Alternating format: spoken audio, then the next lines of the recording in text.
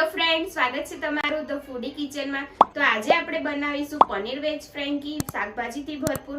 એકદમ સરળ રીતે આપણે બનાવવાના છીએ, તમે પણ ઘરે બનાવી શકો તેવી રીતના। એટલા માટે વિડિયો પૂરો જોજો અને ચેનલને સબસ્ક્રાઇબ કરવાનું ના ભૂલતા। તો ચાલો આપણે વિડિયો શરૂ કરીએ।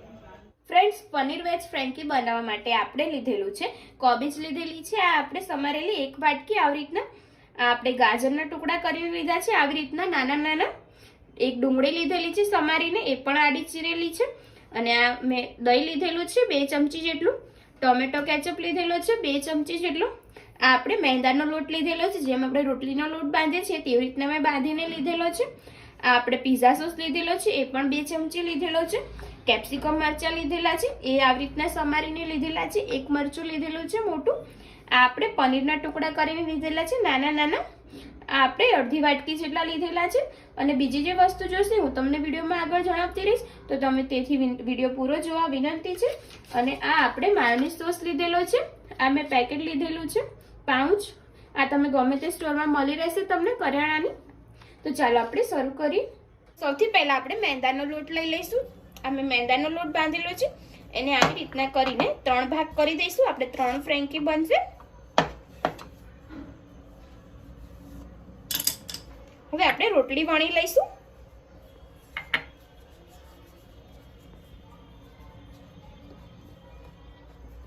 થોડો આપણે ઉપર મેંદાનો લોટ ભભરાવીશું, પછી આપણે રોટલી વણી લઈશું। હવે આપણે મોટી સાઈઝની રોટલી વણી લઈશું।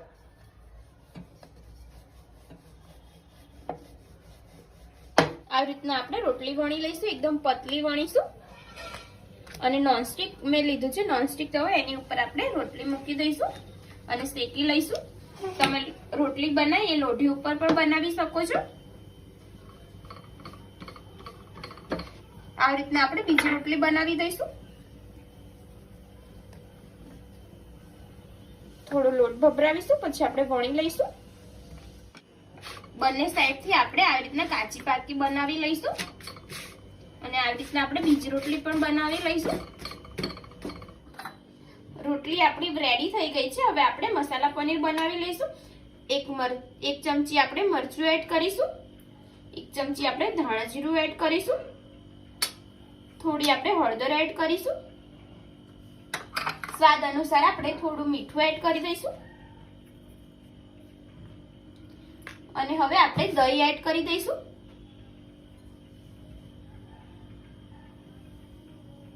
અને સરસ રીતે આપણે મિક્સ કરી દઈશું।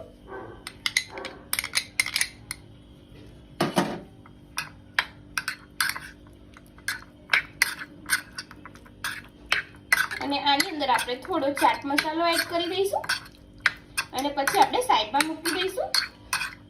હવે આપણે આ મિક્સ થઈ ગયું છે। હવે આપણે એક કઢાઈ લઈશું, તેમાં આપણે તેલ એડ કરેલું છે 1 ચમચી જેટલું, અને એની અંદર આપણે પનીર એડ કરી દઈશું।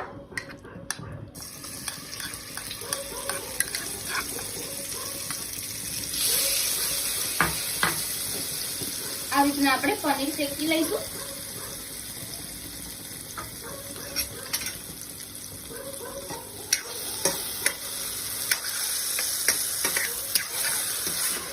એકદમ આપણે થોડું કડક જેવું થવા દઈશું, ત્યાં સુધી આપણે મિક્સ કરતા રહીશું।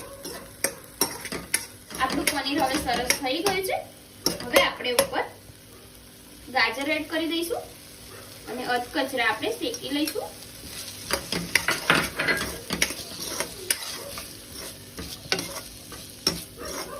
હવે આપણે ડુંગળી એડ કરી દઈશું।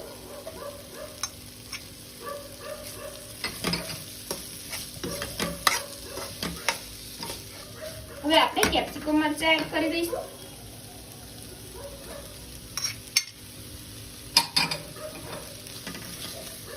અને સરસ રીતે આપણે મિક્સ કરી દઈશું।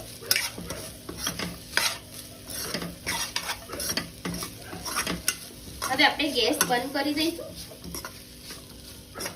હવે આપણે આ મસાલાને એક વાસણમાં કાઢી લઈશું। હવે આપણે આની અંદર કોબીજ એડ કરી દઈશું।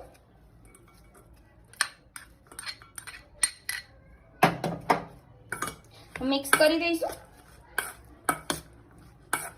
હવે આપણે પિઝા સોસ એડ કરી દઈશું।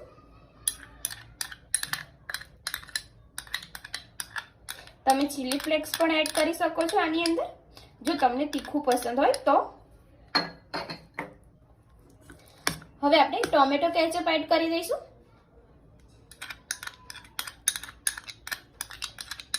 એકદમ સરસ આપણી ફ્રેન્કી બનશે. જો તમે એકવાર આવી રીતના બનાવશો તો તમે વારે ઘડીએ બનાવશો, અઠવાડિયામાં 1 થી 2 વાર તો બનાવશો જ તે. સરસ આપણે મિક્સ કરી દઈશું. આનો ટેસ્ટ બહુ જ સરસ લાગશે. હવે આપણે ચાટ મસાલો એડ કરી દઈશું. અડધી ચમચી જેટલો મેં ચાટ મસાલો લીધેલો છે.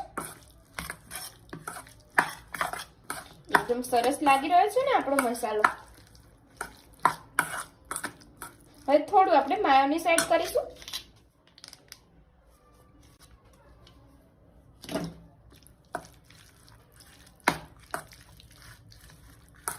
રેડી થઈ ગયો છે આપણો મસાલો. હવે આપણે આને ભરી દઈશું રોટલીમાં. હવે આપણે એ રોટલી લીધી છે એની અંદર આપણે થોડું માયોનીઝ લગાવી દઈશું.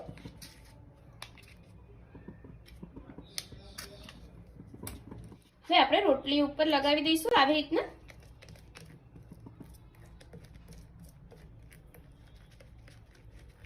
હવે આપણે મસાલો ભરીશું.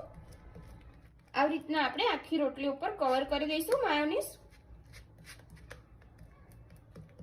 હવે આપણે મસાલો લગાવીશું ઉપરથી.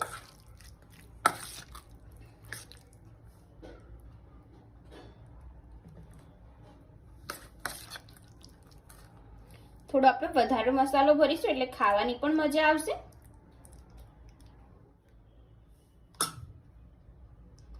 હવે આપણે ઉપરથી ફરીથી માયોનીઝ લગાવીશું.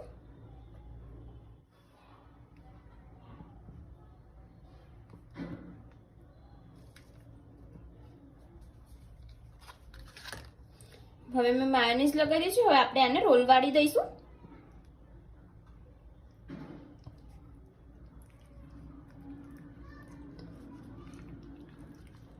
આવી રીતના આપણે રોલ વાળી દઈશું. આવી રીતના બધી ફ્રેન્કી બનાવી લઈશું. હવે આપણે ફ્રેન્કી બનાવી લઈશું. જે રોટલીને રોલ વાળી દીધો છે. હવે આપણી ફ્રેન્કી રેડી કરવા માટે લાસ્ટ આપણે તેલ નાખીશું તવા ઉપર, નોનસ્ટિક તવા ઉપર, અને શેકી લઈશું. હવે આપણે ફ્રેન્કી લઈશું અને આવી રીતના આપણે બંને સાઈડથી શેકી લઈશું.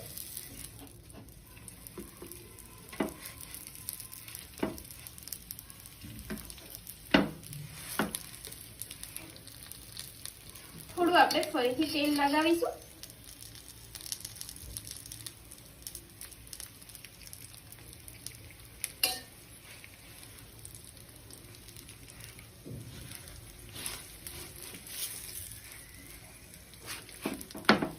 એકદમ ખાવામાં પણ મજા આવશે. નાનાથી લઈને મોટાને પસંદ આવે તેવી આપણી ફ્રેન્કી બનશે.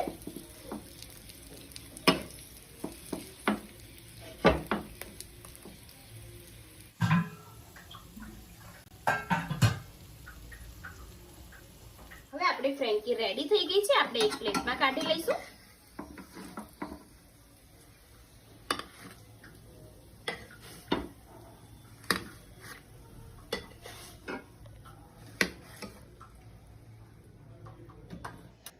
ફ્રેન્ડ્સ, આપણી પનીર વેજ ફ્રેન્કી રેડી થઈ ગઈ છે. જોતા જ ખાવાનું મન થઈ જાય તેવી આપણી બની છે.